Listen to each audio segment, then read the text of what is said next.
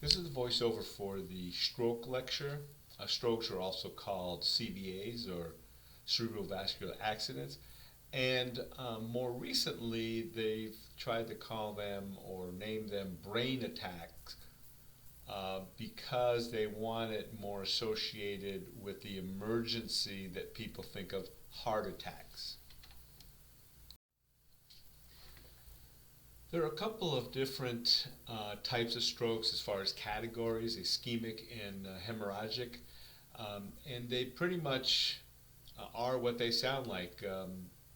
Ischemic, is there some type of ischemia, some stop of the blood flow, either through an embolism or some sort of thrombic issue. Hemorrhagic is just like it sounds, it's bleed. It's either into cerebral or subarachnoid. And we'll get into more specific of these in class.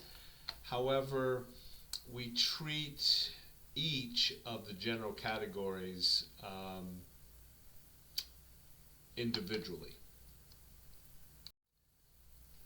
Non-modifiable risk factors are those things that we can't do anything about. Our age, our gender, our race or ethnicity, and our family history. Now, modifiable risk factors are those things that we can do something about, or at least seek treatment for, like hypertension, AFib, diabetes, poor diet, lack of exercise. Those are the kinds of things that we can modify, that we have choices in, or we have choice in getting them treated. These are just a couple of illustrations about the brain and blood circulation, and what a CVA or a brain attack might consist of.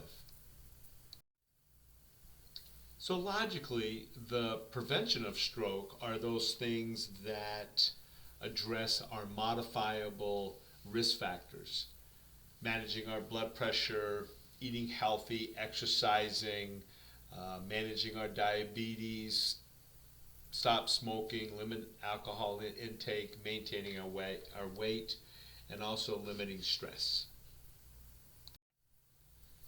So we can also do some preventative drug therapy. We've already talked about, reducing blood pressure, so there may be some antihypertensives. Antiplatelets will help reduce the coagulation. Clients with AFib, we may give them some medications to address that, and of course the statins to help lower cholesterol. So let's talk about TIAs, transient ischemic attacks.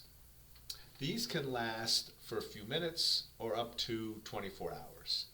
They are often a precursor to a full stroke.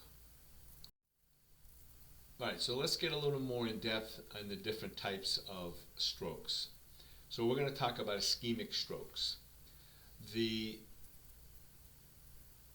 most common kind is the thrombolytic, and most of them are associated with hypertension and also diabetes. So if there's both, that's double the risk factor.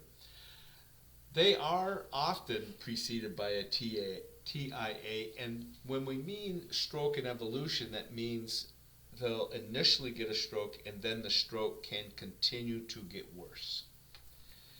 The embolic strokes, that's when an embolus lodges in an artery, just like in the heart.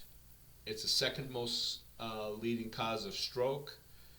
Usually comes from the endocardium, and it happens suddenly. As we'll address later, one of the most important questions, the priority question, was when was the onset of symptoms? The reason is that treatment is going to depend on that. So we're also going to look at a past medical history, what kind of medications they're on, and also a social history. In addition to the ABCs and neural checks, we would also be scoring the patient using the NIHSS.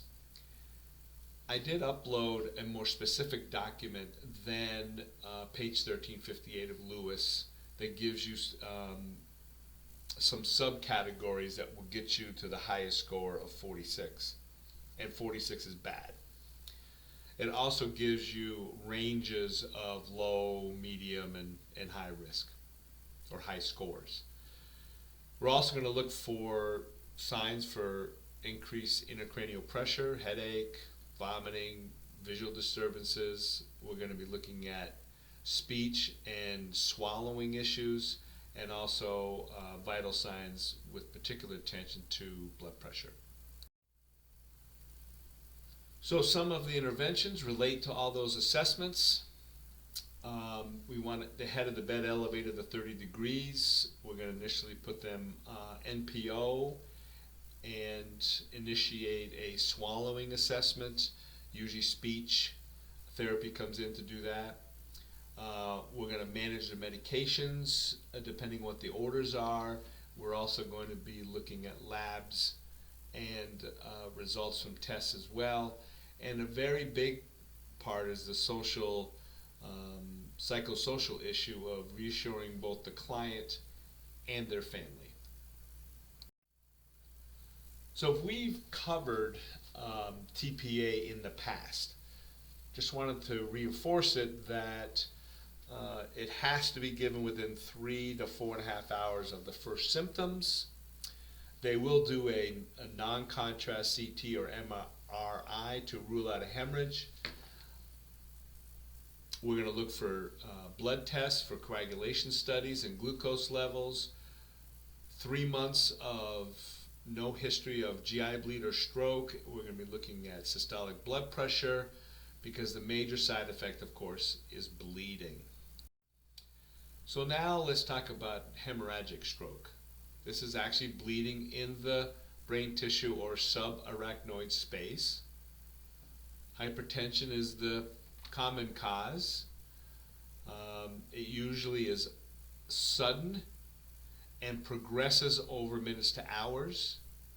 There was a case of somebody who got hit in the head at a hockey game many years ago, NHL hockey game, with a puck, went to the emergency room, had a CT, MRI, everything was clear, and then died sometime during the night because it was a very small bleed. They couldn't detect it, but as the night went along, it became worse. And again, the extent of the symptoms vary on where it is and how much bleeding has occurred. So signs and symptoms. A lot of times the initial sign or symptom is a headache. Then they may get nauseous or vomit. There will be some neurological defects, then a decrease in the level of consciousness. They're probably not going to know that they're hypertensive, but that's something that we will assess and should likely see with hemorrhagic bleeds. So what are we going to do? Well, we want them calm, absolute bed rest, minimum number of visitors. Again, we want to keep the environment very calm and stress-free. We're going to, of course, elicit seizure precautions or initiate seizure precautions.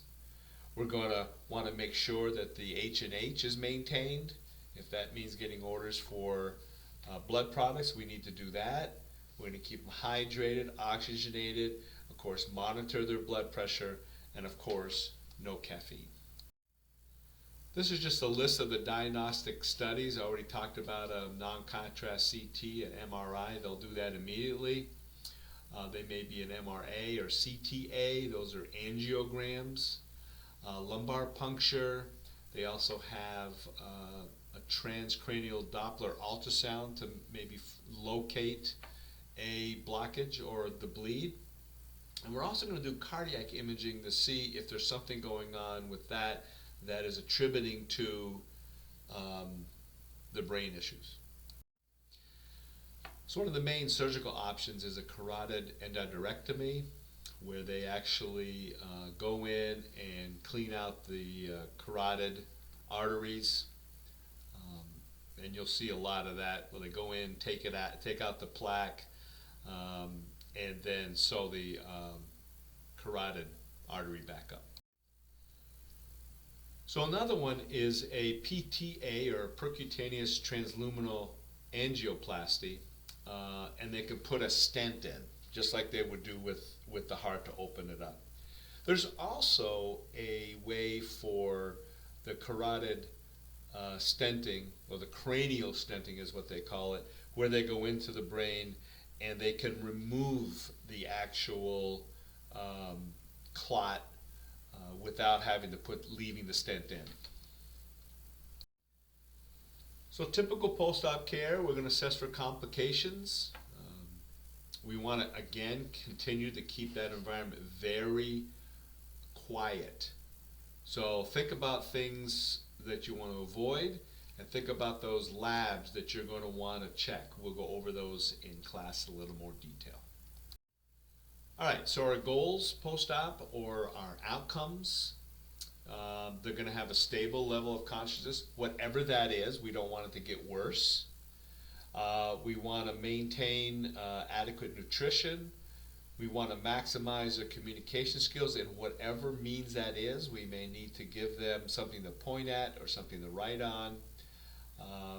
We want to also work with the family and the client with their coping of this likely very devastating injury that they've had. It may last for a lifetime, or it could last for a few weeks, or up to a year.